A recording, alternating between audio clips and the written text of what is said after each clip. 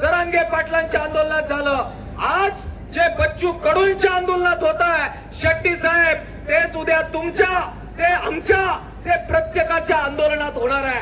आणि म्हणून हा शेतकऱ्यांचा लढा आहेच, पण त्याचबरोबर हा लोकशाही वाचवण्याचा सुद्धा लढा आहे, हे आपण समजून घेतलं पाहिजे. न्यायालयाचा आदेश आहे, न्यायालयाचा अवमान करायचा नाहीये. आम्ही कोणीच न्यायालयाचा अवमान करणार नाही. अर्थात या व्यवस्थेनं शेतकऱ्यांच्या आत्महत्या होत आहे, तो अवमान झाला शेतकऱ्याचा, चालतोय. माता भगिनी त्यांचे कपाळ ही विधवा झाल्या तरी चालताय. न्यायालयाचा आदेश पाळायचा आहे, शांतता पाळायची आहे, पण लढ्यातून माघार घ्यायची नाही, हा संकल्प असला पाहिजे. मान्य असेल तर एकदा जोरात घोषणा दिली पाहिजे. मंजूर आहे का? मंजूर आहे का? न्यायालयाचा आदेश पण पाळायचा आणि लढाई सुरू ठेवायचा, याचा एकच मार्ग आहे भावांनो.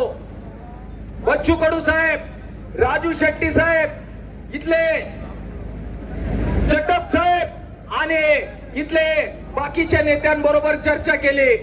हा लढा लोकशाही वाचवण्याचा लढा म्हणून आपण करायला पाहिजे.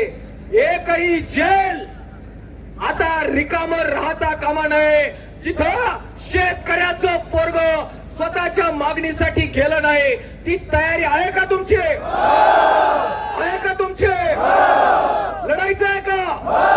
न्यायालयाचा अवमान पण करायचा नाही आणि लढा सुद्धा सोडायचा नाही. मंजूर आहे का? मंजूर आहे का? पोलीस मित्रांना आव्हान आहे, आता गाड्या बोलवा, गाड्या लावा. आमची सगळी शेतकऱ्यांची पोरं जेलमध्ये जायला तयार आहे.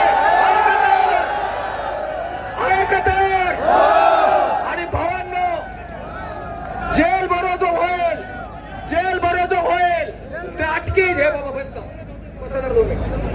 भरो जो होईल, तो नाटकी जेल भरो होता कामा नये. आपल्यापैकी कुणीही जामीन स्वीकारणार नाही. लुटूपुटूची लढाई करायची नाही. जेलमध्ये जायचं म्हणजे जायचं, माघार घ्यायची नाही. आहे का तयारी सगळ्यांची? आहे का तयारी सगळ्यांची? लावायचं स्वतःला पणाला. शेतकऱ्याची हान आहे, न्यायालयाचा अवमान पण करायचा नाही आणि लढाई पण सोडायची नाही. मंजूर आहे का? शेतकरी एकजुटीचा